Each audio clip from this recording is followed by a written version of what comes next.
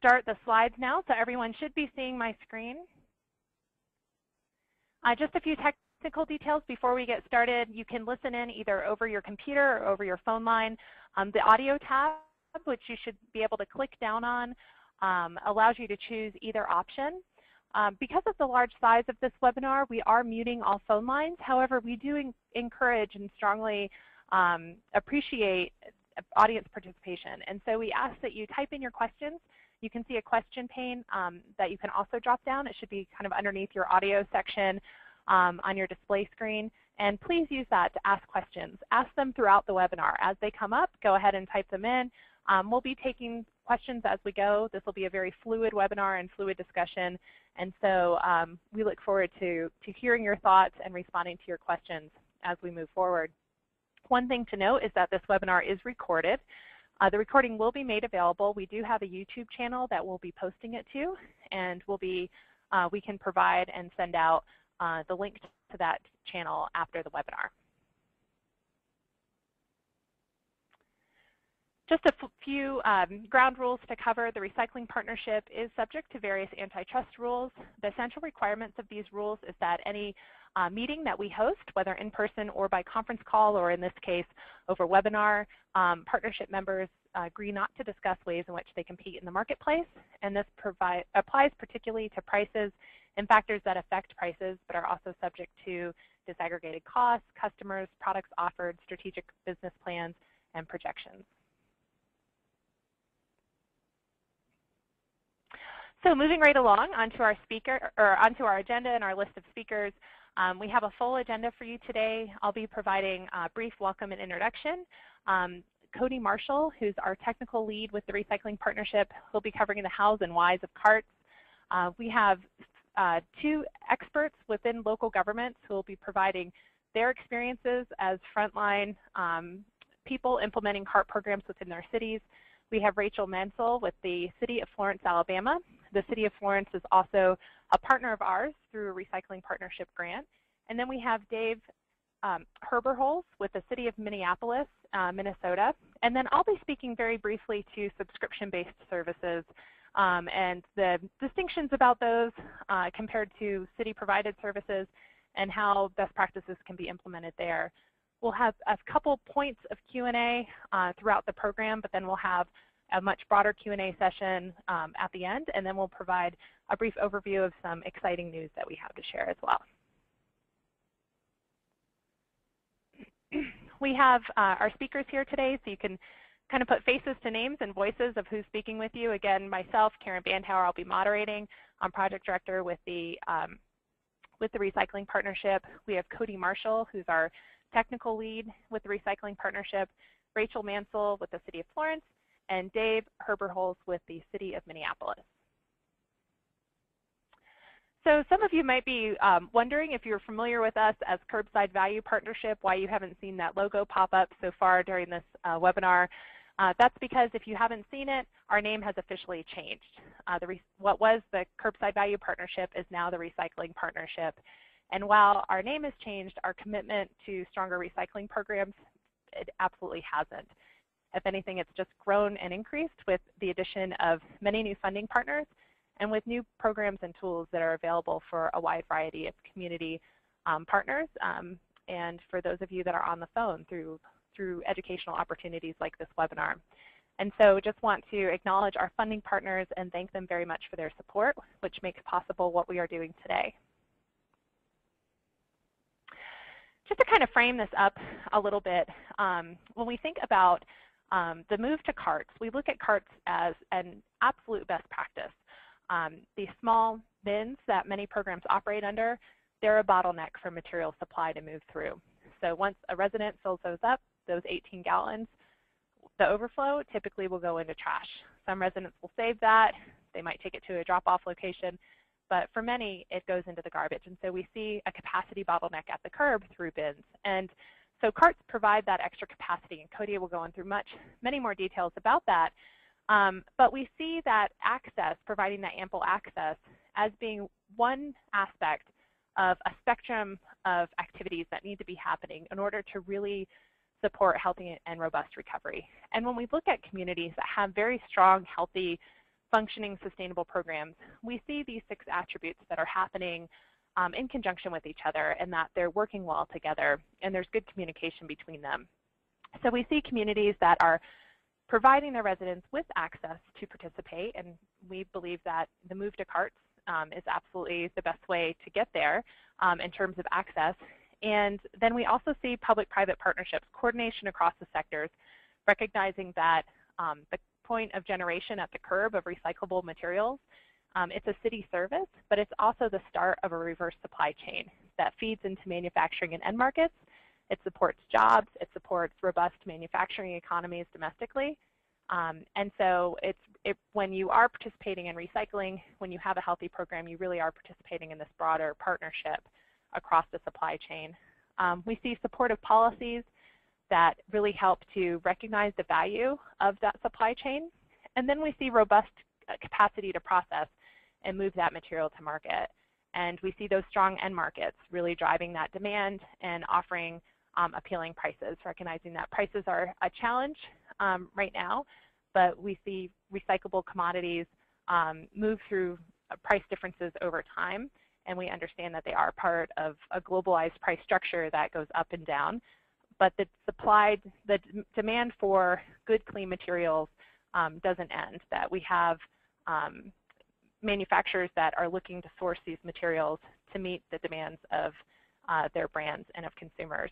And then once all of those pieces are in place and they're working well together, we really see thoughtful education and outreach programs to really drive participation and reduce contamination. We make sure that residents understand that their community sees recycling as a priority, they understand how to participate in the system, and they understand how to do so in a way that generates very good, clean material to market. So really what we're saying here is there's no one silver bullet, there's no one action or lever that can be pulled on to really get you to high quality and high quantity material generation, but it's a lot of different pieces and sectors working well together. And for the recycling partnership, we really focus on these 3 areas. We work with communities, we work in partnership with our private sector funding partners and with the supply chain members and with our community partners to make sure that those pieces are well knit together and that there's good communication.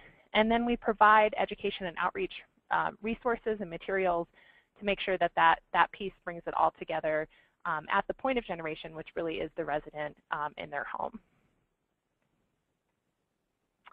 And with that, I will turn it over to Cody Marshall. Cody, I'm unmuting you now. Hey, Karen, the slides haven't been showing. Can you pop up the slides? I don't think anybody can see the. Can you hear me? Aha! We have a slide now. I apologize. So so can you just kind of briefly touch through those slides again? What you said sounded fantastic, but I couldn't see them. Yes, sure, no problem. So just to share really quickly, my apologies, our agenda, our speakers for today.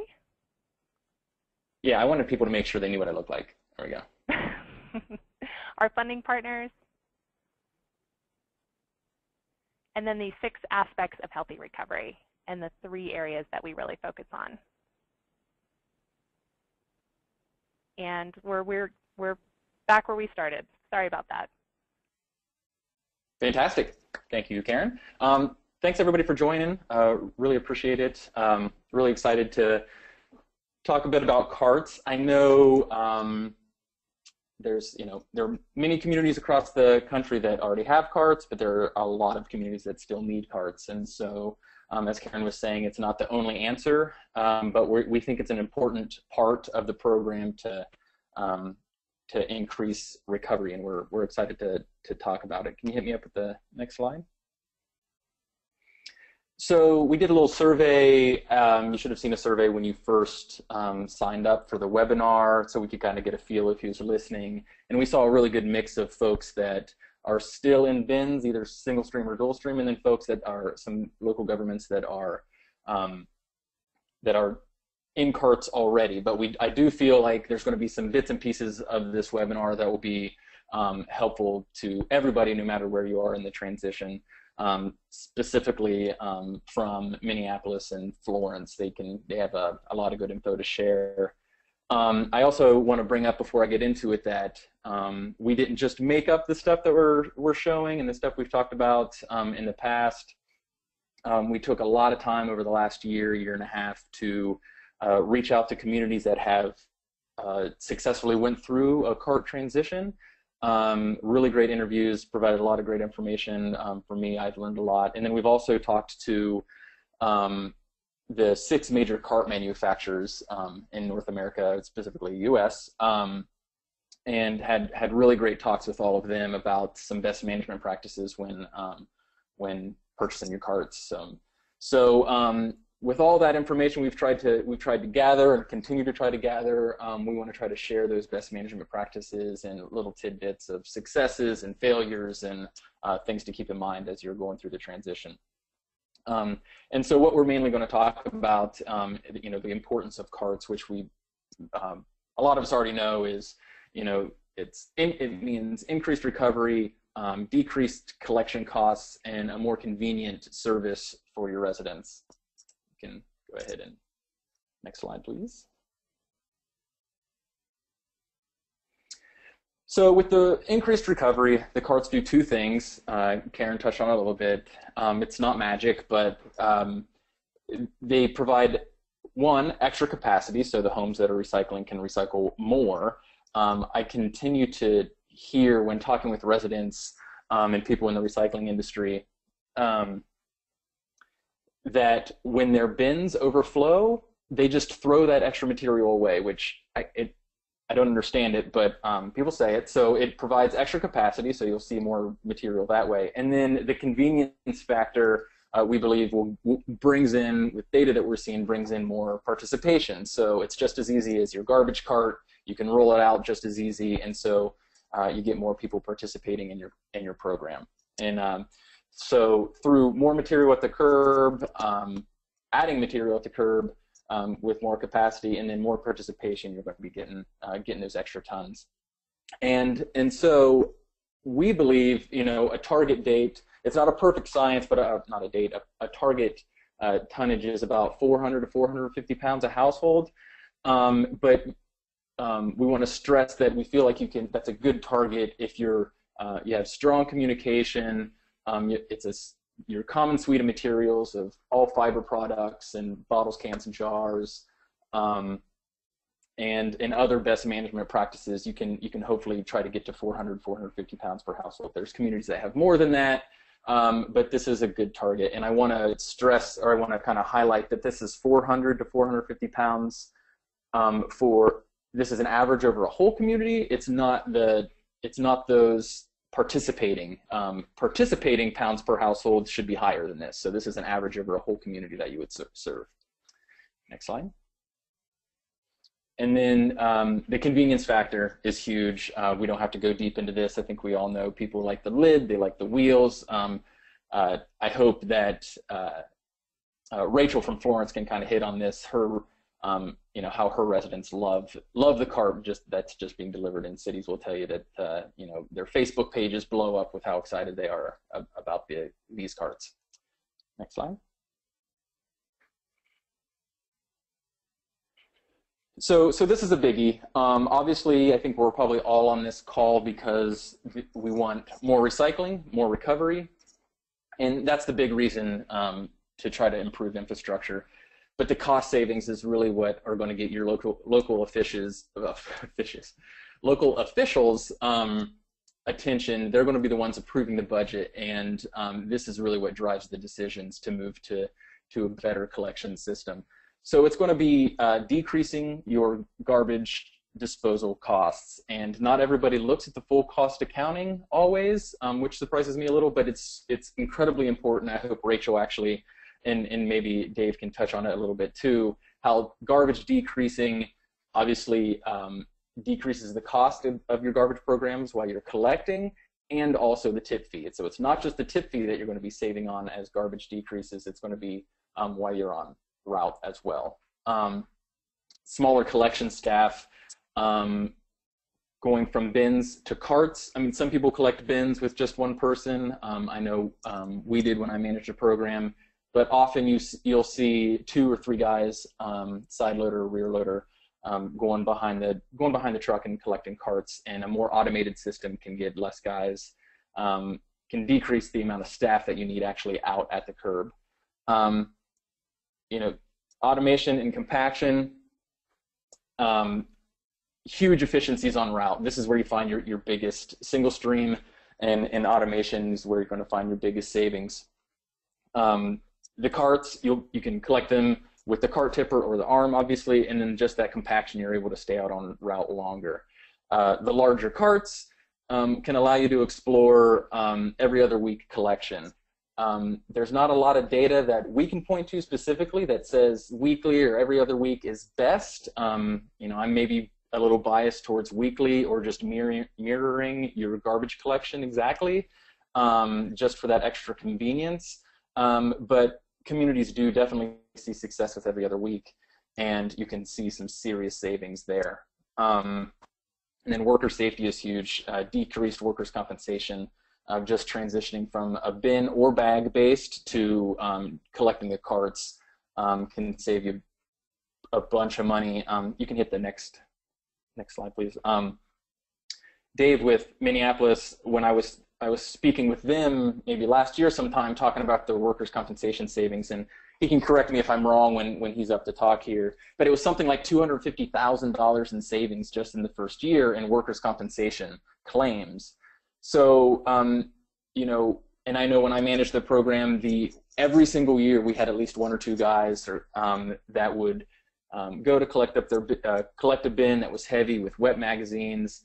They're in a hurry, they're picking it up and kind of run into the truck, and they throw out their back. It happened all the time, and this is a huge reason why a lot of communities are wanting to transition to these carts for just keeping their employees safe. And obviously, I think we've all seen those surveys that show garbage and recycling collections, one of the deadliest jobs. Just keeping your guys out of the traffic is definitely a priority for local governments. Karen, did we just see an article about the deadliest jobs in the U.S. and pilots was one of them? Did you bring that up? It's a little concerning that pilots. It's a little, for people that travel pretty frequently, it's a little concerning. It was airline pilots and solid waste collectors. Yep. That's really concerning. Anyway, so you can hit the next slide. And so what I was basically referring to with the whether to go weekly or every other week, what we want to get to, a point where residents throughout the country have the same type of access and convenience to recycling as they do trash. So if you have this, we want you to be able to have a recycling cart. Next slide. So the curb should look like this, and that's what we're trying to get at. It shouldn't be more difficult with a bin or a bag for residents to go through extra steps to try to recycle. We're trying to create this convenience and increase participation. Next slide. And Cody, while I'm switching slides, I'd like to point out that Lynn Dyer said, "I told you." Yeah, Lynn Dyer is always telling me how dangerous. She's always finding articles of deaths to send me. It's a little disturbing. Anyway, I need to clean up my act knowing that she's on the line now. So there are through this process, those that have already been through the process of transitioning to carts and those thinking about it currently, we know that there are a lot of stakeholders. You have to talk to a lot of people and make sure you're getting buy-in and make sure people understand the program. So I think no matter where you are in this transition, this slide is helpful. Each audience that you speak to, you're going to have to highlight and reach them in a different way, and that's different depending on the type of local government you're in. But for your decision makers, obviously they're the ones holding the public meetings. They're the ones getting calls from citizens as well. They need to get complete buy-in to approve. So make sure they understand the full cost accounting, making sure they understand the decrease in garbage, If you have a landfill that's about ready to close, I don't know one elected official that wants to cite another landfill. So whatever those strings are that you need to pull, whatever those triggers are or levers to get their buy-in, make sure they understand why these recycling carts and improved infrastructure is important for your community. And then frontline staff, often I think that we forget how important they are with their communication to residents. These are the people answering the phone, the supervisors in the field, and your garbage and your recycling collectors. So the people answering the phone need to be saying exactly what your mayor's office, your county commissioner's office is saying about the programs, and saying the same thing your drivers are saying and your supervisors are saying. So talking points will be crucial for these people. The garbage and recycling drivers will obviously tell you as they're driving through neighborhoods, they're getting chased down by residents that are either setting out late or they just heard carts are coming. They're going to want to ask, when are these carts coming? Can I add more material? Your garbage and recycling drivers can't sit there and talk and articulate the entire program with them. They have a big job to do that day. So you're going to want to provide brochures or just little one-pagers or little half sheets, postcards underneath their seats so they can hand out to residents. Here's the information you need to know about the new program. Here's the information about what material is recyclable. So they can kind of hand that over and then continue to do their job, or just hand over, here you can call this number to learn more. These types of things will be very important as you're rolling out a program.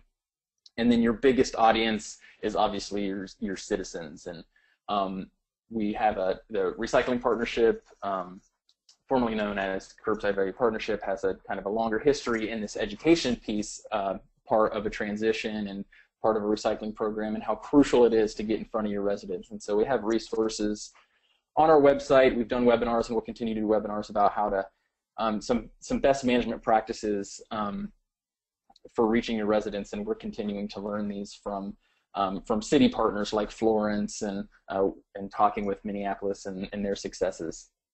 Next slide.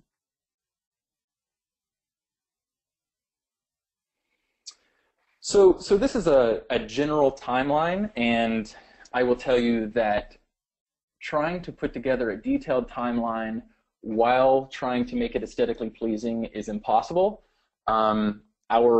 Our design graphics maven, Elizabeth Schussler, always gets annoyed with me, and Jason Hale and Kelly Domino, who helped set up these slides, where they kind of want basic information to put on slides, and I feed them as many words as possible. So bear with me.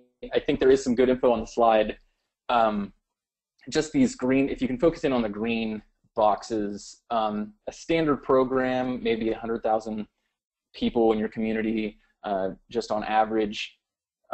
Let's pretend that they're wanting to have all of the carts delivered by July 1 of 2016. That means that you're already starting, right? You probably started 2 years before to try to hit this date. And so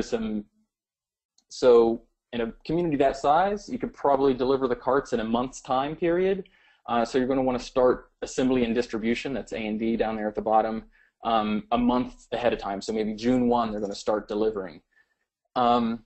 But 6 weeks before that, you're going to want to approve the cart artwork. Every cart company we spoke with highlighted the fact that the biggest reason things get postponed or delayed is because cart artwork is not approved in time for them to manufacture the carts. So it seems like a small thing, but it's very, very important. And by cart artwork, I mean the hot stamps on the side, if you're getting an IML on the top, which is an in-mold label. Those types of things need to be decided at least 6 weeks in advance so they can start manufacturing the carts. And then about 2 months before that time, you're going to want a really solid address list. So this takes a lot of time, but you're going to want to try to get that as tight as possible so you know how many homes you have in your community. You want to know who all's getting a cart, and then work with your cart vendor. They're really great at this. Work with your cart vendor to scrub that data to make that as solid as possible when you get out when they start delivering carts. You're going to want that really tight. And then back up a little bit more to the RFP for your carts. I would, cart companies that I spoke with, cities that I've talked with, you're going to want to do it probably within 6 months. Try to put the RFP out and award the contract with your cart vendor. You don't want to do it too early, like a year before or something, because cart companies want to be close to when they understand what the resin pricing is. Again, every community is different. Everybody has different variables with their transitions. So this is very, very general, but try to keep those things in mind. Next slide.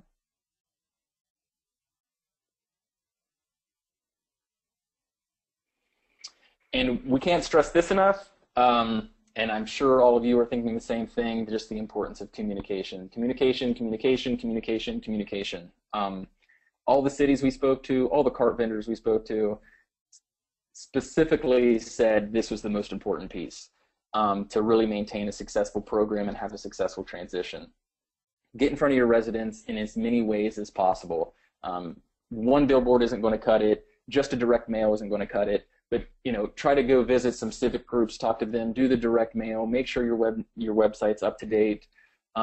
Do throughout throughout your recycling program, do special campaigns around holidays. Capture your residents' attention in different ways. It's going to be crucial, and just keep doing it, and then continue to work with your MRF to understand your stream, understand your garbage stream, to really see. You just don't want to count on tonnage. You want to understand what's in that tonnage. If garbage is decreasing and recycling is increasing, that's great. But is your recycling becoming more contaminated? Is that why your tonnage increases? So really try to understand your stream. Continue to connect and survey to improve your programs. Next slide, please. And in order to maintain and grow, your local officials and your residents are going to want to know, how you're doing. For one, they just put up a bunch of capital to buy a bunch of carts or trucks or whatever. So you're going to want to show success, and then you're going to want to build on that success. So there are a few things that you're going to want to kind of capture as a baseline, so you can measure it throughout the process. And there's a few things that we like to measure. That's set out rate, garbage tonnage, recycling tonnage. Participation rate is great to know, but it's harder to get. If you don't have RFID on your trucks, it's harder to get participation. If we have time, maybe Rachel can kind of talk about that. Florence did a participation rate study right before, but it's a little bit more resource intensive.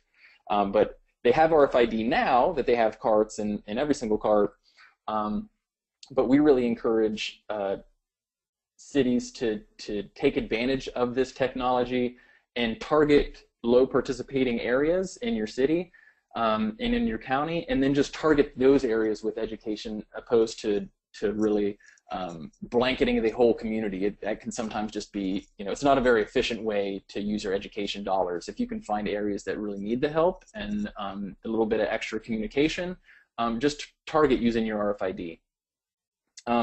And then, just track your tonnage, not just your recycling tonnage. Look what's happening to your garbage.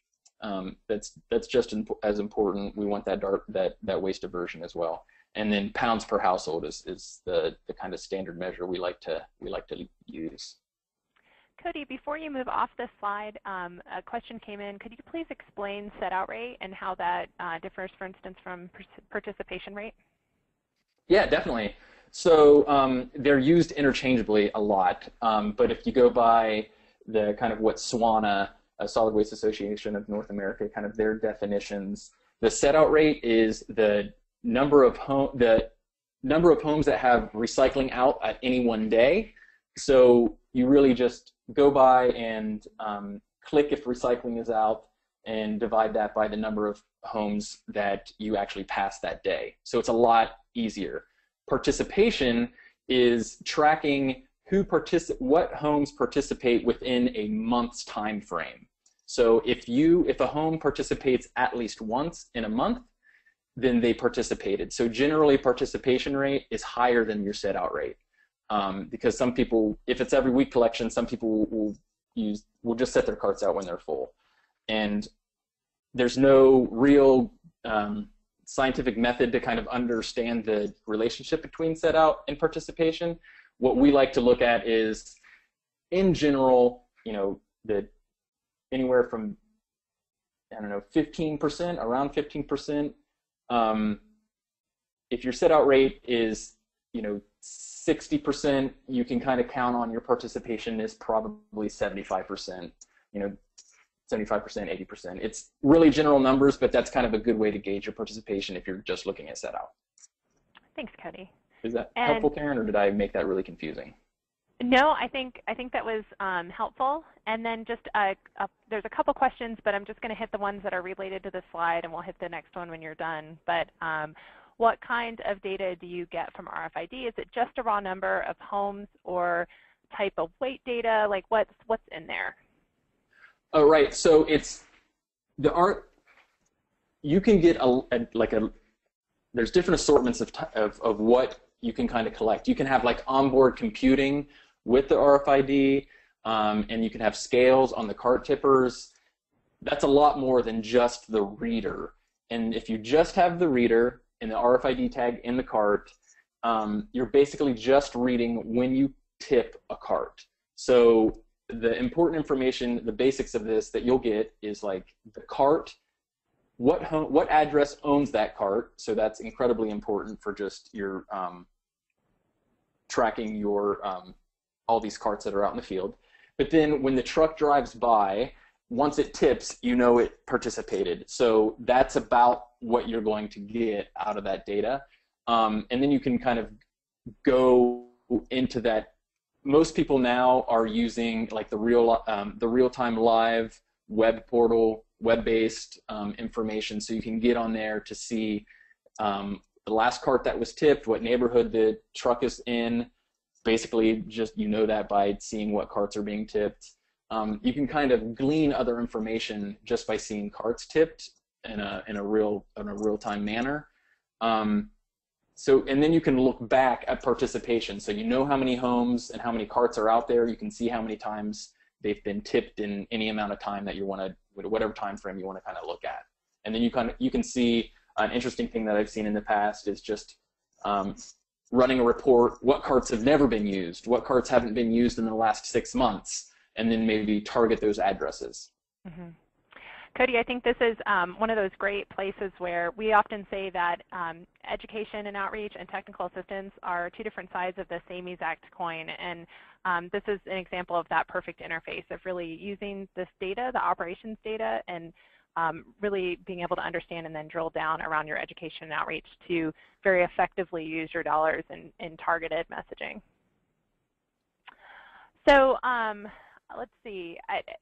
I guess just really briefly, Cody, if you could just very quickly mention retrofitting collection vehicles with RFID. Is that possible to do? Is it pretty easy? Yes. So with the RFID readers on collection vehicles, yes. Okay. Easy to do. Great. Okay, retrofitting the tags in the carts is not easy to do. Right, which is why we promote purchasing carts with tags already embedded. Exactly, even if you're not going to collect the data at first. So, right. Bingo. So going with this theme with continuing and to grow and maintain your program, a lot of communities do a lot of great things with reaching out to schools and doing school assemblies to make sure the community understands the recycling program, sending direct mails and putting stuff in newspapers. That's all very important, but a lot of information can be right at the curb. You really need to hit the street and be in front of your residents. It is so important. So making sure your residents know that they're putting the right stuff in the cart is crucial. And the way you do that is at the curb, and your drivers need to be well educated in this as well. And so if they're going to, so make sure you have a strong policy, a strong plan for how you're going to reject carts, how you're going to leave information at the carts. If it's completely contaminated with trash, you're going to want to reject it and leave an oops tag of why. Or if there's wires and hoses hanging out of it, you're going to want to leave a little tag or a note that says why. And too often, I think communities or people in general will say, well, it's too late. We have a lid. There's nothing you can do about it. And there's communities all over the country that do a great job of checking their cameras when the cart tips and they notice that it's bags of trash or just a bunch of plastic bags that aren't accepted in their program are getting dumped. The driver will get out and leave a note saying, hey, we collected your recycling, thank you so much, but please next time don't use plastic bags. Getting out of the truck and using the cart as a way to inform a resident is one of the best ways to get in front of your residents. And I had the privilege of kind of hanging out with Rachel and Florence during their one of their first rollout days, and we actually rode behind the assembly and distribution team throwing out carts, and it was fantastic. The run-ins we would have with residents coming out to get the cart. They would either have questions or they were really excited, and we were able to engage them and talk with them and actually see firsthand how they're interacting with the carts when they get them. Next slide, please. And as Karen mentioned right from the get-go, we want to be clear that carts are not the silver bullet. Contamination is a problem with the carts because it is more capacity. They do look more like your standard garbage can, but that's why you need to communicate. You need to work closely with your MRFs. The quality of the material is so important. So we're seeing often the local government that's collecting, one of their first priorities is to have a strong customer service, provide a good service to their residents. And then the MRF that they're giving material to, they need strong, good quality material. And so the local government isn't always focused in that quality, but it's just getting more and more important to focus on that quality at the curb. And so work with your MRF, talk with your MRF, understand your stream, and then communicate with your residents, communicate with your mayor's office, communicate with your elected officials, your frontline staff, and then use other best management practices to have a strong program. Because if you're throwing out your cart with no other communication, you just throw a cart at the driveway, you're going to end up with poor quality.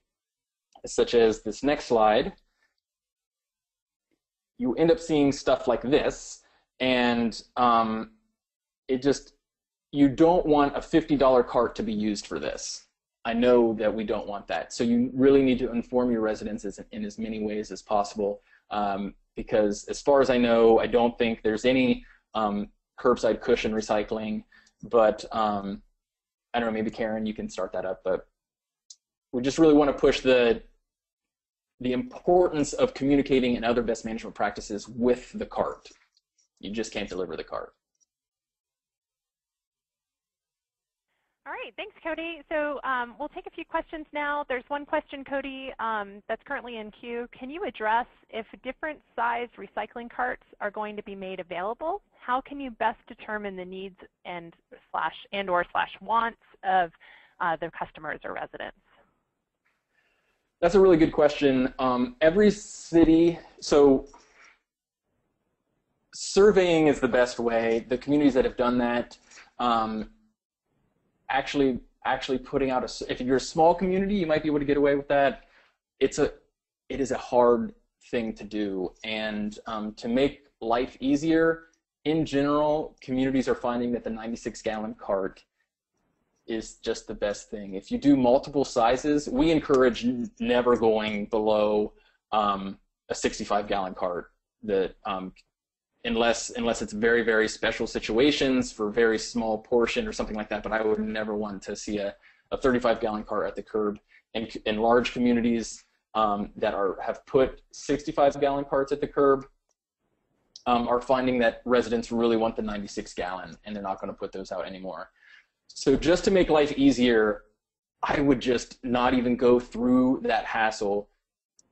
Put out your 96-gallon carts and feel comfortable about it. And then if you're getting a clamoring for residents to want a 65-gallon cart, maybe have that as an offering, because I haven't heard from communities that I've worked with a good way to understand who wants what cart. Your distribution will become very, very complicated to try to do that from the beginning. I heard of one community where they had garbage carts for a long time, which many communities do before they move over to recycling carts, and they looked at whatever size garbage cart the resident had, that was the size, and this is when there's not a pay-as-you-throw system, obviously. The pay-as-you-throw system would be the opposite of this, but if you don't have a unit-based pricing system in place, they paired up sizing. So if you had the larger garbage, you were going to get the larger recycling, and then they were going to really promote and push to then downsize on the garbage container, so that the resident is still left with one larger container, but that larger container being the recycling. And so you can kind of think through things like that, because sometimes you might get pushback from a resident about having a larger size container when they already have a larger size garbage cart. And if you're going to right size anything, it really should be the trash collection once you have increased capacity for recycling. A couple more questions came in for you, Cody. One is we're thinking about having different days for garbage and recycling collection to make collection more efficient. Is this advisable? I can't point to places that fail doing it. I think a best management practice is typically having your recycling cart with your garbage cart, just because of the convenience, and then just remembering schedules and so on. So advisable, I don't know, but communities do it very successfully, having recycling and garbage on different days. Orange County, North Carolina does it well, and the reason they do it is because they collect inside the cities, and it's just more efficient, and it comes down to the dollar and the route efficiency to collect recycling on some days and garbage on the other for some parts of the community. So it really depends on the city, and if you're hard pressed, I think that you're making sure you're using your money wisely and routing your trucks efficiently is the best thing. But if you can, definitely have your recycling and garbage out at the same time, but I don't think that's the end-all be-all.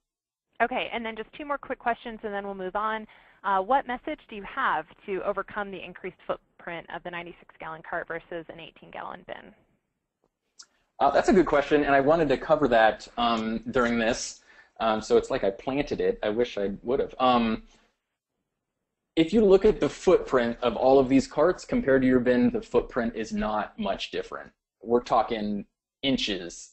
The only thing different is it's taller and wider at the top. So we have a great graphic. Elizabeth Schussler put together a graphic that I hope we'll have on our website that you'll be able to see from just general carts. And every cart vendor is a little bit different, but the footprints are really similar. But if you have you are going to have some pushback from elected officials and residents. Some people will freak out about it. Educate and communicate from the beginning, show images of the similar footprint size, and talk about all the importance of the larger size and how this is an improvement to your program. And let's not dwell on it's bigger. Everybody can handle a garbage cart. All right, and then just one more quick question, then we're going to move on. What are the representative collection and processing costs, all in per ton, for single stream recycling programs? Cody, do you have that at your fingertips? This is a quiz. Oh, geez. I feel like that's somebody that knows me that wants to ask that question. We can get back to them on that too. Yeah, so definitely I'll try to get some harder numbers. I've seen all in collection with offsetting revenue costs. Revenue is hard to talk about at this current time, but I've seen it from $90 a ton to $150 a ton. It's, there's 40,000 local governments in the country, so it really can range. But when you do the all-in cost of garbage and all-in cost of recycling, some communities definitely see a win on the recycling side and see the all-in cost much lower. It just really depends on their setup, every other week versus every week, and so on. Okay, well, thank you very much. We are going to shift gears now. There's another question, a couple more questions. We'll try to get those at the end, but I want to make sure that we have enough time for our other presenters. So Rachel Menzel with the City of Florence. Cody, I noticed we did not have your picture up here, but we definitely do have Rachel. So Rachel, you should be off mute and ready to go. Hey, how are y'all?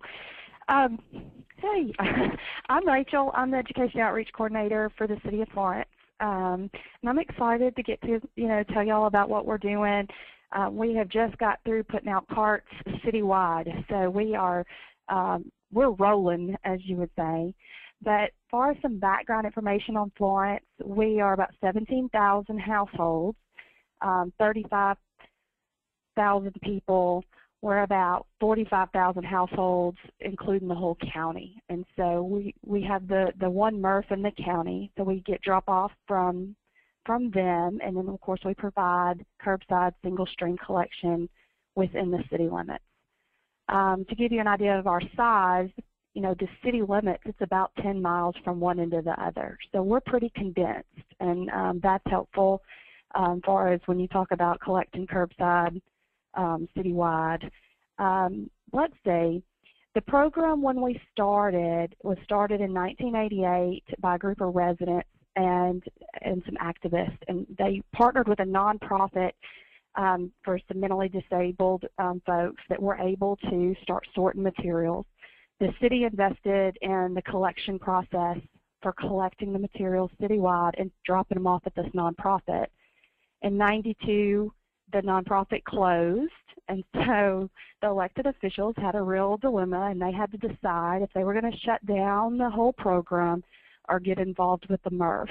And so that is how we ended up with a city municipal-ran facility, which was great. And so from '92 to 2009, it just kind of piddled along. We offered recycling. It worked. We've done it curbside in bags and bins. However the resident wanted to put it out curbside, we picked it up.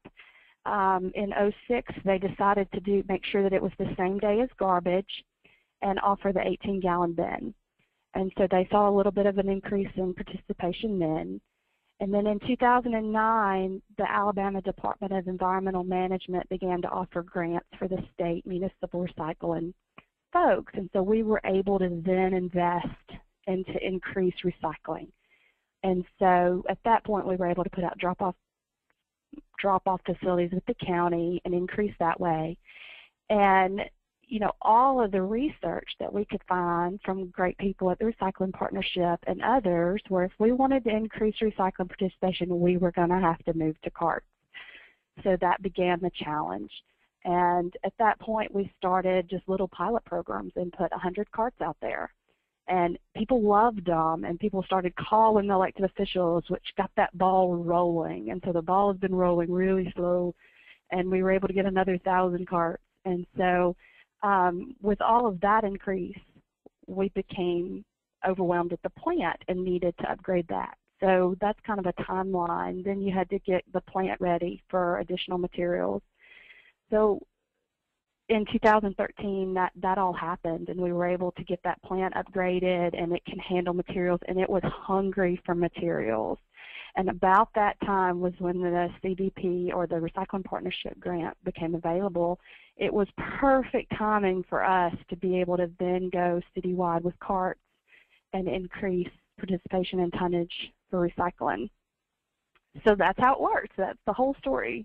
We ended up getting 11,600 carts to go citywide 2 weeks ago. So we are in the midst of swimming.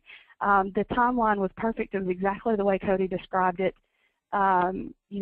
Deciding to switch to carts, looking for a cart company to do it. We ended up purchasing them off a national buying purchasing plan, and making sure we were able to have a company that was able to use to do it all, to have the RFID tags, but also provide the readers for the trucks. That was huge. The tags are one element. You also have to have the trucks to read them, and then the company also needed to have the software to actually be able to use the data. So we ended up going with Rear Pacific for the all-in-one package of being able to read them all. And then we're just running through. So we were able to do this great. On the slide you're seeing now is our kickoff party, which was fantastic. You've got Stephanie Baker with KW Plastics, and they sponsored our carts as well. And so the carts are actually made from KW's resin in the cart. And so we had a big party along with our First Fridays, kind of a buy local thing, where we're in the middle of Court Street, downtown Florence, and the recycling cape's on with the campaign, of the superhero campaign. And then you can see the baled materials on the side. And so the goal is just to get everybody excited and kind of announce carts are coming. So that's kind of my timeline. The biggest part of this has been the education. And so starting early, as carts are coming, here they come, this is what they're going to look like, how to use them. And so people started calling in, when's my cart coming, when's my cart coming, I want one and I want one. And so it was a wonderful thing. I mean, it's a dilemma on the phone line. Don't talk to my secretary because she might test me, but it's a great thing. And so you can see it here on the picture of the carts. You've got the baggie attached to it with a magnet. And there was also an intro letter from the partnership and the mayor and some instructions on how to use the cart. We also sent a postcard out ahead of time, direct mail. Your cart's coming. This is what you do with it. And then instead of encouraging people to call, everybody to call, call if you don't want it. And so we are not a mandatory program. We don't require people participate. And matter of fact, that's worked really well for us, because what happens is when one person gets a cart, the other ones are like, my neighbor got a cart and I didn't get one. And, it becomes a status thing. I want one because you've got one. And so it's become real popular that way because it hasn't been, mandatory. So that's worked real well. As far as educating, the big things have been when you have a garbage cart and a recycle cart, they have to be 3 feet apart for the collection guys to pick them up. If you're on the back of a rear loader, it doesn't make much difference, but we use automated collection for garbage, and we really want to use automated collection for recycle as well. And so the carts have to be 3 feet apart. And I thought that was going to be a huge deal, and it was initially. But when the carts started tipping over when they were collected, residents learned the hard way real fast, as our guys did, to move them apart. And so we just asked for help, and that seems to be resolving itself pretty well. The next step is going to be encouraging residents to put their materials in the cart loose because of the MRF. When they bag them up and put them in the cart, it requires extra time to open them. So that's going to be our next challenge. The next thing on my list of things to talk about is results. And while we have RFID technology on there, we are still in the process of getting readers on all the trucks. When we put out carts citywide, for years we have touted that we have collected recycling citywide, and while we did, we have now learned that there were entire neighborhoods we didn't bother going down those streets because they had not been recycling in the past. And so now with carts everywhere, it's starting to mirror garbage. So we've got 2 rear load trucks running and an automated truck loading and running, and we hope to one day have 2 automated trucks running and then a rear loader as a backup plan. So we needed 4 readers, so we're still waiting on 1 reader to be able to see exactly what our participation rate is going to be from it. But what's so cool is listening to the guys. They've got more of a perspective than anybody because they're out there in the field, and so the recycle guys are like, I used to get done at 12, and now I'm out till 2 collecting stuff, and we need to add a different truck because, we're not ever going to get done. And so participation has definitely grown. And then the same thing with the materials and the MRF. I mean, they are just overwhelmed and swamped with stuff, which is a great problem from my perspective. I'm like, yay, we're covered up in stuff. It snowed. And so, we'll have to work through those challenges of the efficiency of the plant and kind of dealing with it. So, those kind of things have to be thought through. But according to the recycle guys, they were delivering 2 truckloads of materials to the plant a day, and now they average 3. And it's the same thing with the garbage guys. There's been a real decrease of materials because now they can make it through their whole route without having to go dump at the transfer station. So the garbage guys are tickled with the recycle program. It's been really kind of neat to see.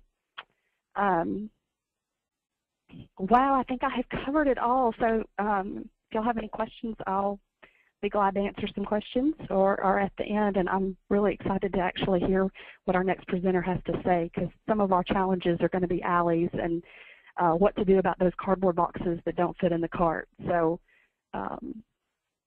thank y'all so much for letting me speak. Thanks, Rachel. We just have a couple questions for you, and then we'll move on to Dave. There was a question regarding the increase in tonnage collection, and I know you spoke to the fact that you are seeing the increased tonnage and you're able to really move through your garbage collection quicker because there's less trash at the curb. Can you talk a little bit about when you'll kind of know what the increase in collection is? Absolutely. Ideally, you would measure your stuff on the front end. You know, after you have a truckload of stuff, you would measure it. We don't do that, and we might need to work on that actually. But currently, the way we measure stuff is after it's sorted. Once the materials are sorted and baled, they're then weighed, and then of course, as we sell materials, when we're paid for them, you know, weights are tracked that way. So. And same thing with the contamination in it. Once it goes across the line, we use work release and part-time help to sort materials. And one of the drop chutes on the conveyor, of course, goes into a baler for garbage or contaminants. And so that is all weighed as well. So all of our numbers kind of come in on the back end once it's sold. So I would imagine over the next 2 or 3 months to 6 months, we'll be able to really see what we've got. And your weekly collection, correct, Rachel? We do. We absolutely. We, you know, it would be really hard for us to have gone from weekly collection to every other week. We would have had citizen outrage because we started. You know, that's how we started. We started the same day as garbage, weekly collection. And what is your contamination rate? Do you know? It's about 5%. Yeah. Or so. It's under that. It's really not bad. And what we've seen on the trucks coming in, you know, we had a lot of concern about putting the carts out. That's been one real blessing. It's all municipal ran or the same entity. So, you know, the garbage guys and the recycle guys communicate along with the plant guys, and so there's a real vested interest as the guys are tipping those carts. If it's full of garbage, they'll leave it and put an oops tag on it that says, hey, it's full of garbage, or call the garbage guy and say, hey, this recycle bin's full of garbage. And so they're able to stop a lot of it at the front, which is so helpful. But you're going to find some contamination. Yeah. And then just one final quick question for you. You mentioned a lot about keeping good clearance between the trash cart and the recycling cart. Have you ever had to reject a pickup because the carts were too close, or do your guys move them, or do they just get pretty good with the lever arms to tip them? Well, it depends on who's working. Some of them have been left, and then the resident calls and says, they didn't collect me, and we say, well, they called and said it's too close. That's one way to do it. The garbage guy was kind of pushing the other one out of the way. I don't really recommend that because then one of them tips over. But it does fix the problem pretty well, because when one bends over, then the resident calls and says, they tipped my cart over, and it's like, well, it needs to be 3 feet apart. So that's one way. The garbage guys really have a real ethic of, we have to get the garbage. So they're willing to do anything they have to do to get that can so that they don't have to go back. And so they'll tip over the other one. And that's not great, but the idea is, to collect them both. Okay.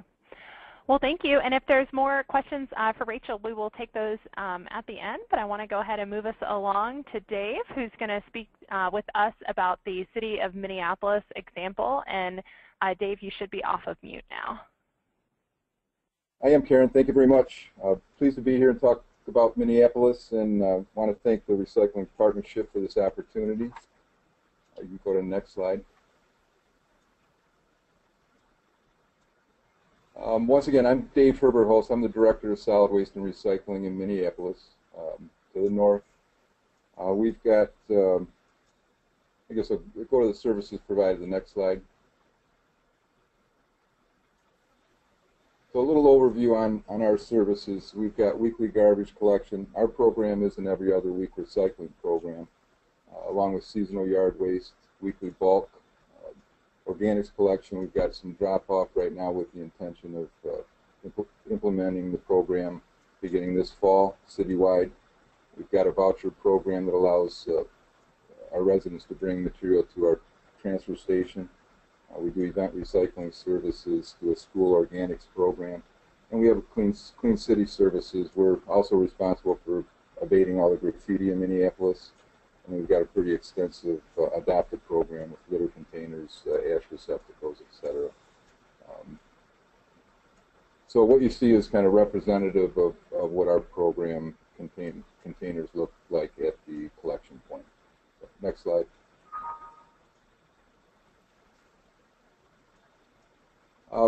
Our program up until almost 2 years ago was a multi-sort program. So the collection took place in trucks that did not compact.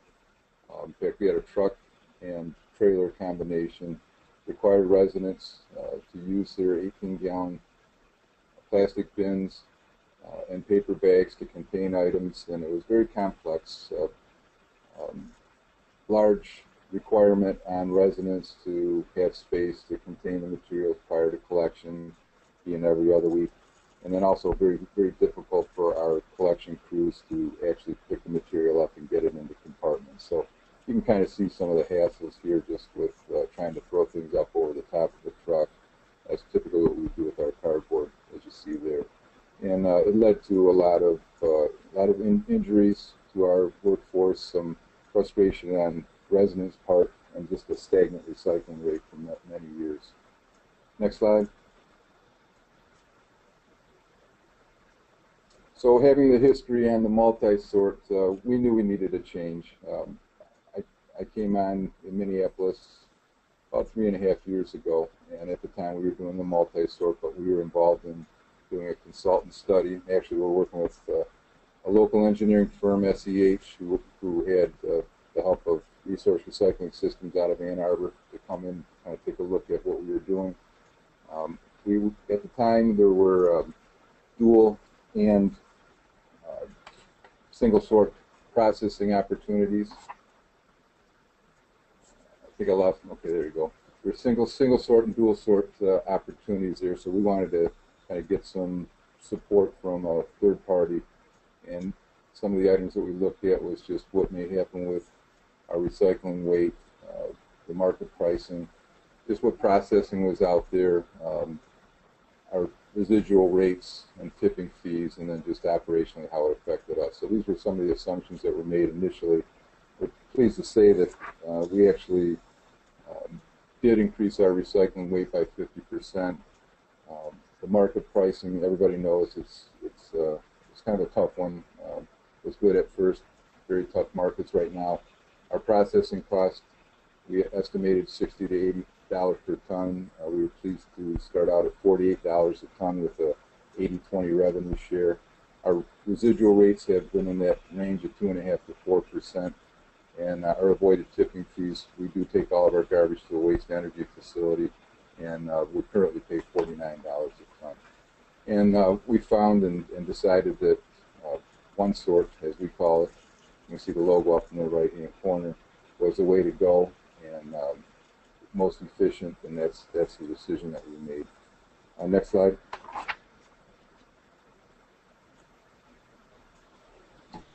Probably the most important information I think that I can provide to any municipality that's looking to start a program is the planning that needs to take place. We're very pleased that our transition to one sort took only 13 months, and that's with a paused rollout of carts due to our cold weather up here. So we did the study in December of 11, got our council authorization in May of 12. Probably the most important thing I can stress to those that are getting into implementing a change from the recycling program, basically any program, I guess, on the waste end, is the importance of a project coordinator or project manager, somebody that actually kind of steers the ship. They're responsible for meeting deadlines, putting things on Gantt charts, kind of an engineering approach to solid waste. So they kind of controlled our truck purchase, some retrofit that we did. We had to put contracts out for our recycling processing and the cart purchase. Also in Minneapolis, what's a little bit unique here is that half the city's picked up with my city field staff, and then we actually have a contract with a consortium of small haulers that collect half of the city. So we had to work with them and amend their contract that had the change in the program.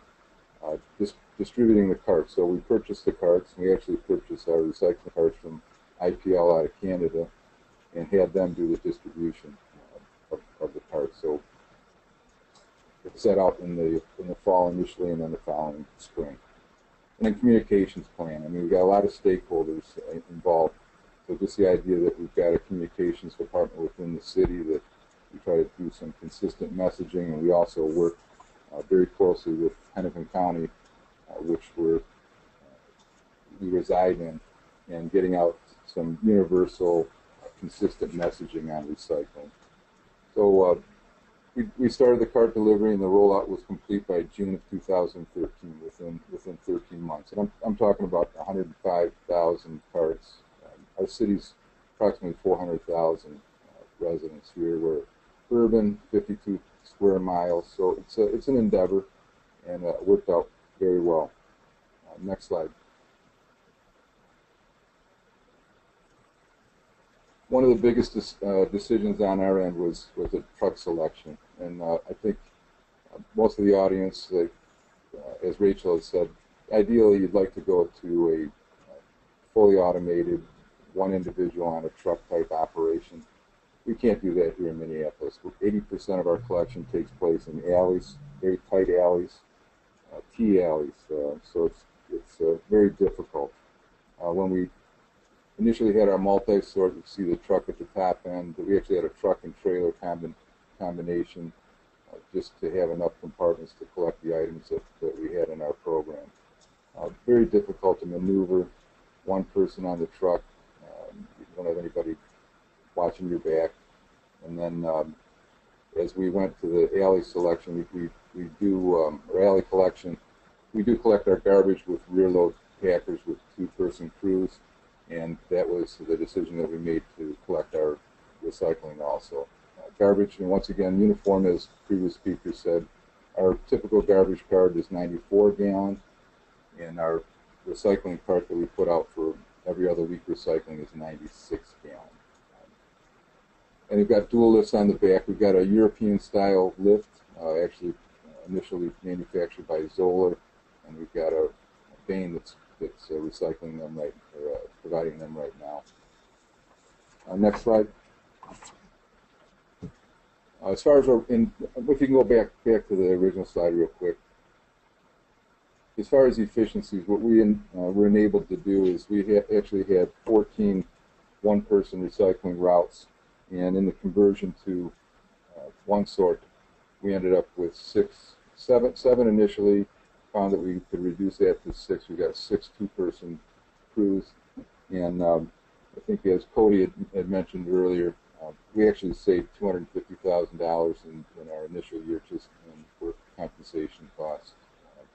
And that was mainly due to up here in the cold weather and with ice and snow and that, slips and falls, sprains, both knees, shoulders, arms were pretty common when we were in the multi-sort program. So changing to the rear load with semi-automated collection, they simply wheel the cart there and let the lift do the rest.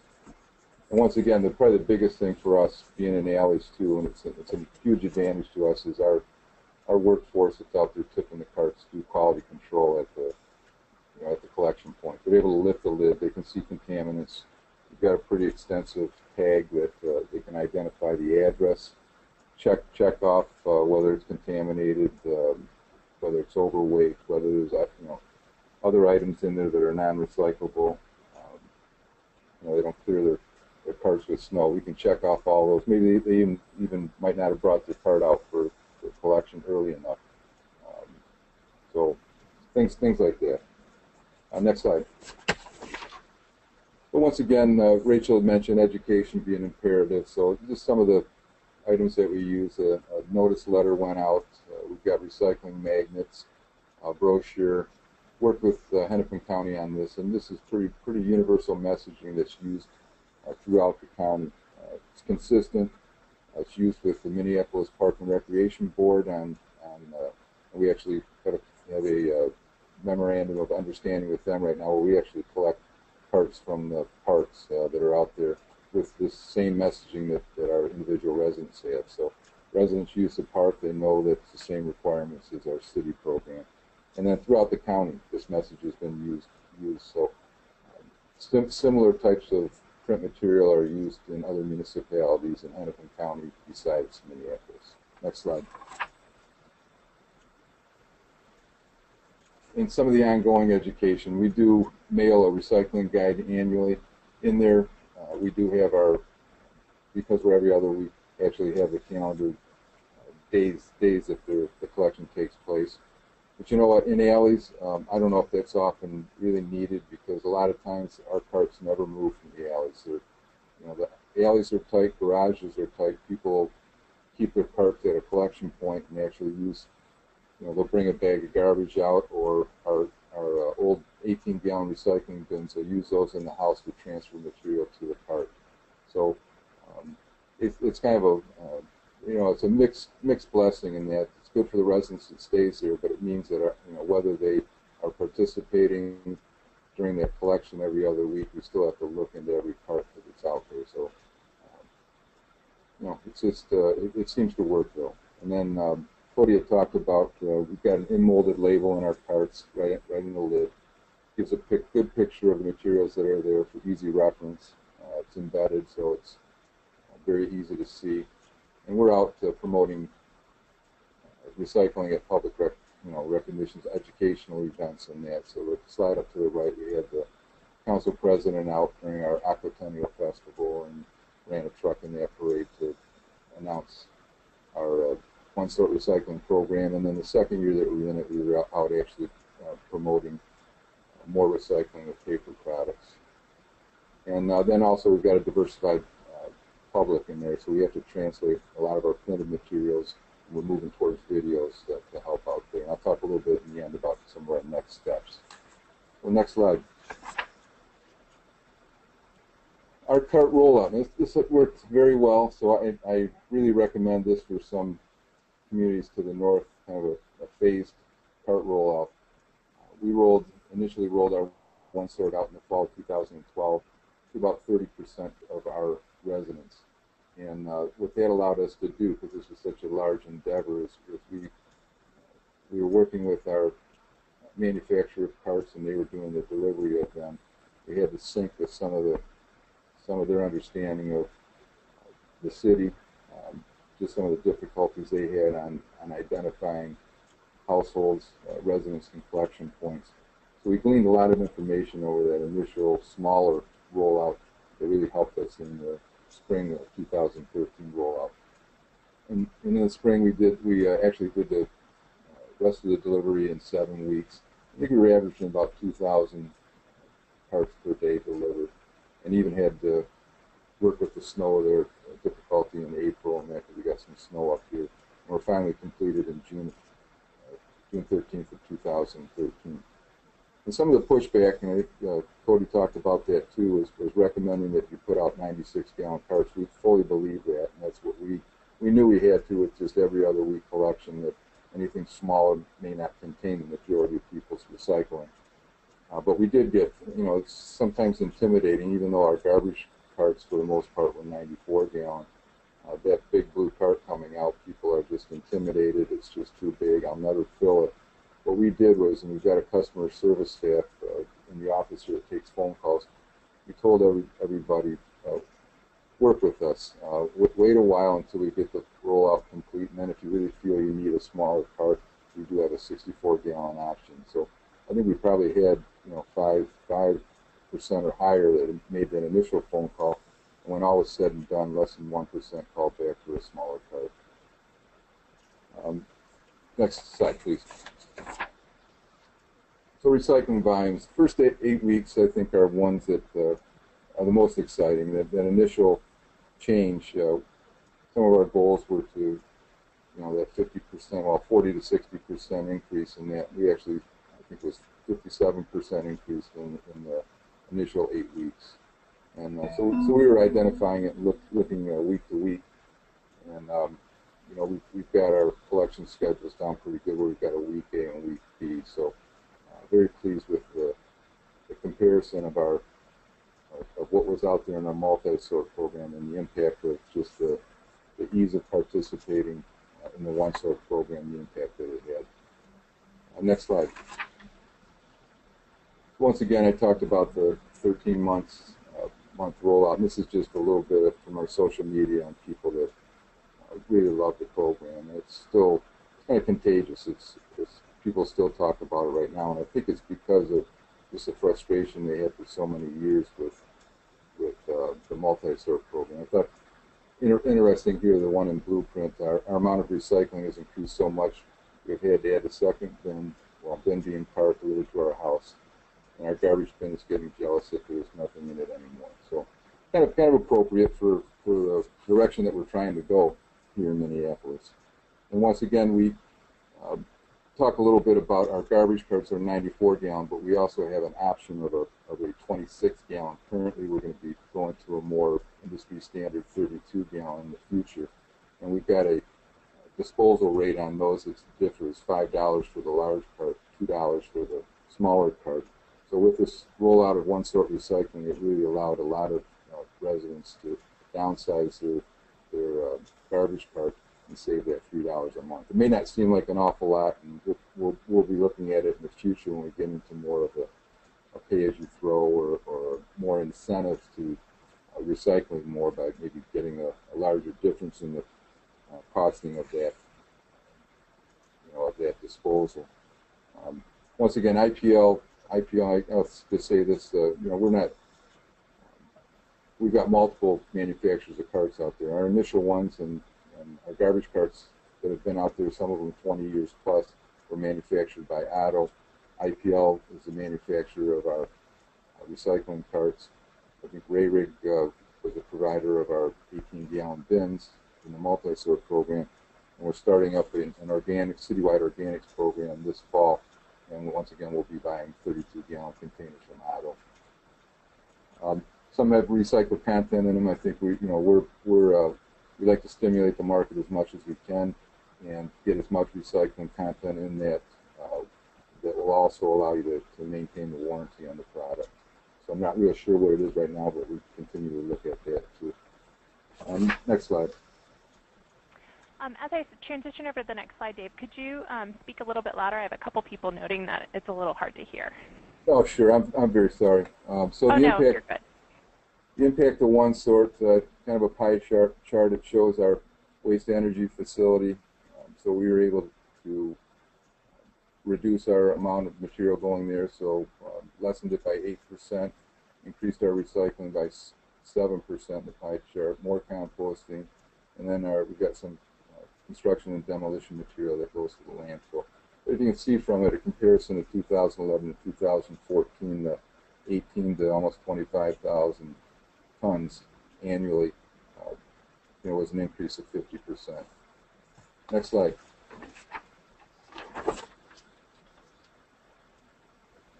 And I think I just wanted to put this in. It shows some history since 1994. You see the purple line in the middle, very stagnant recycling rate. So it actually was kind of dropping in 2011 when we decided to make the change, and we ramped up to a point where we're at the 28% right now. Once again, our goals are similar to what I think a lot of the audience here in municipalities is to increase our recycling rate. We've got city, county, and state goals there that we're trying to obtain. The big one being the state goal of 75% recycling by 2030, 15% of that being organics recycling. Next slide. And just any questions? I think I guess next steps or lessons to be learned. We're not unique in going to a one-sort program, but I think it's important to know that our next steps here is just going to be more resident engagement. Our residents knew how to recycle from the multi-sort just because of all the difficulty and things they had to do. So the transition to one-sort was relatively easy. So now it's trying to drill down to find out those members of our public that really maybe never did recycle, don't recycle as much, and really looking at involving some of our resources that we have here. We've got a neighborhood and community relations department and our communications department that are ready, willing to help us out in pushing the recycling message out there. And I think you need to look at your community too, because we've got probably 35% of our community is either underrepresented or non-English speaking, and I think that's a real good tip for you is that, know that you've got some diversification out there. And we've got the Hmong community in Southeast Asians, East Africans, and the Somalis. You've got African Americans, American Indians, Latino, and then also elderly and disabled. So just trying to work with some access and outreach individuals that we have in our community relations department to make sure that the messaging that we're putting out there is received, and trying to isolate and find out what the barriers to recycling out there so we can improve our messaging, whether it be printed. Some areas don't receive printed material; they prefer to see a video or TV, billboard. Those are areas that we're really looking to advance to in our near future. And what that means? That means more boots on the ground, some more neighborhood community meetings, working with other dedicated individuals to get the message out to the public. But with that, I'll open up the questions. Thank you. Thanks so much, Dave. We have a couple questions for you here. One is recycling voluntary in Minneapolis? It is. We did provide a recycling cart to every resident, every taxpayer. Some of those that didn't recycle let us know right away, and we went and retrieved that cart. Others that may have thought that they could use it for an additional garbage cart, we've got a pretty good program there. We tag it, let them know about it. If it continues for a third cycle, we actually pull that cart until they're ready and understand how to recycle, and then we'll return the cart to them. Okay.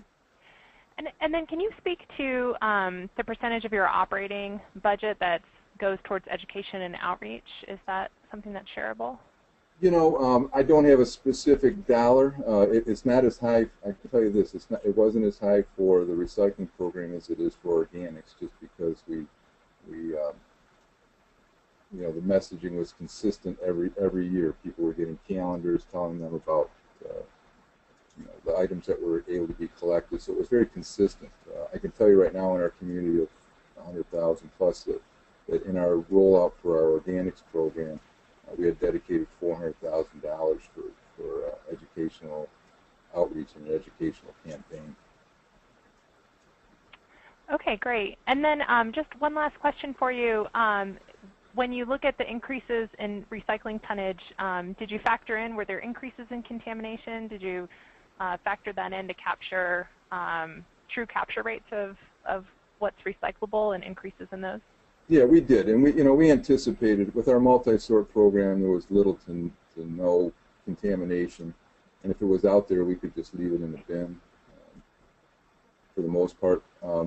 We did get some increased contamination. It's primarily some, I think the area that we're concentrating in right now is just a difficulty with plastic bags and styrofoam, and then some other ones recurring because we've done some biannual recycling sorts at our contractor. And I guess I should say too that along with this is we don't do this alone.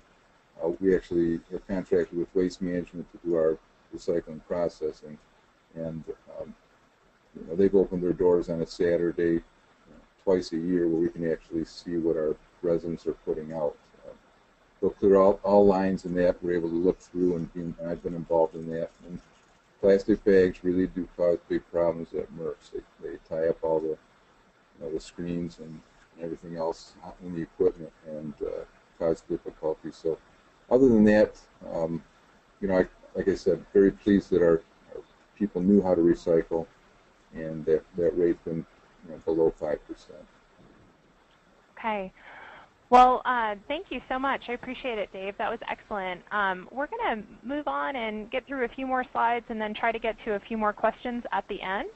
I am going to speak very briefly to subscription services. So subscription, franchise, contract type services, there can be some confusion sometimes about these programs. They manifest themselves in a lot of different ways.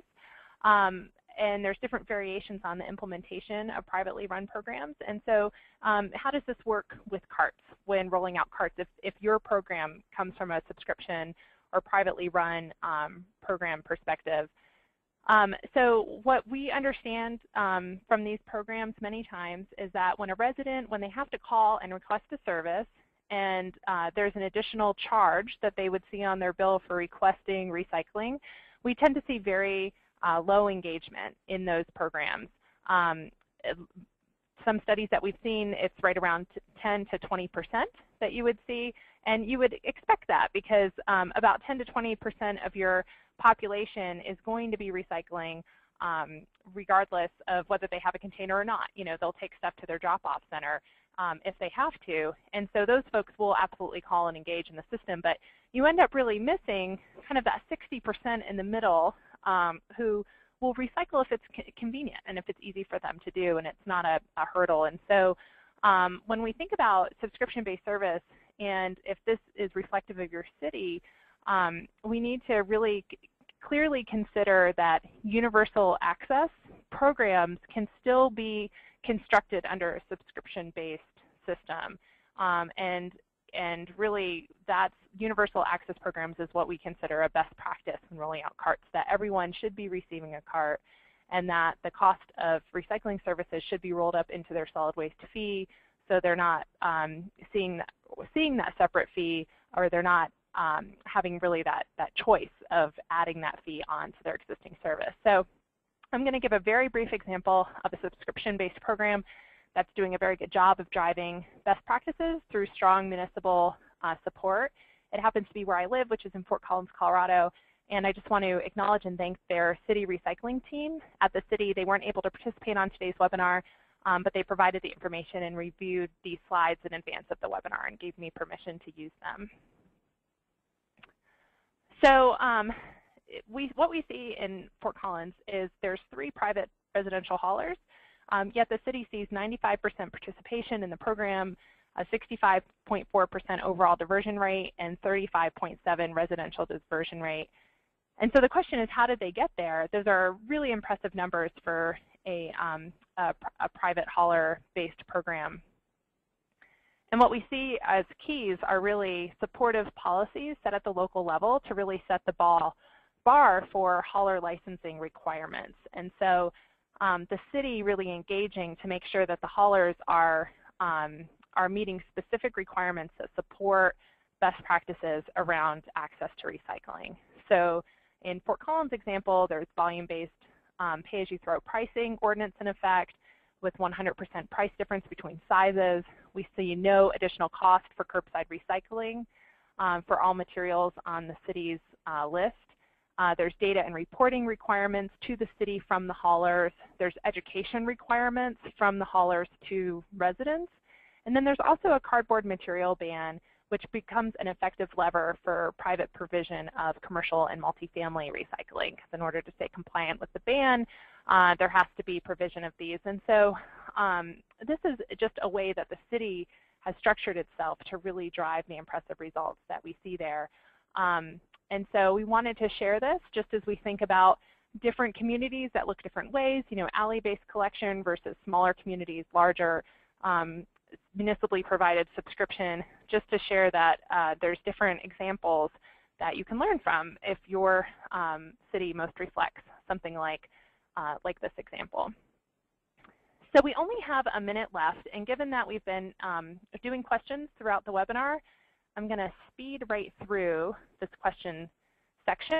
We're going to divide up our questions into pre and post implementation. And then I'm just going to share a few quick news bits. So there will be a post-webinar survey that you'll be receiving. We hope that you'll take time to fill that out and give us a chance to improve our offerings next time. We are very, very ecstatic to announce that if you go to our website, even right now, recyclingpartnership.org, if you click on the tab Tools, we have just launched the CARTS module, a tools kit, an implementation guide, basically all of this great information you've been hearing about all rolled up, including many other great resources. And so we hope you will all visit that. And then we also have a social media campaign that we would love to see you engaged in, #RealHeroesRecycle, and some partner city news to share. So here's just some images from our social media campaign.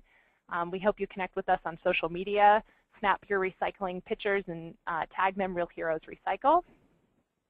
We have a 2-page insert that will be appearing in some national home and lifestyle magazines starting this summer. Real Heroes Recycle will be featured there.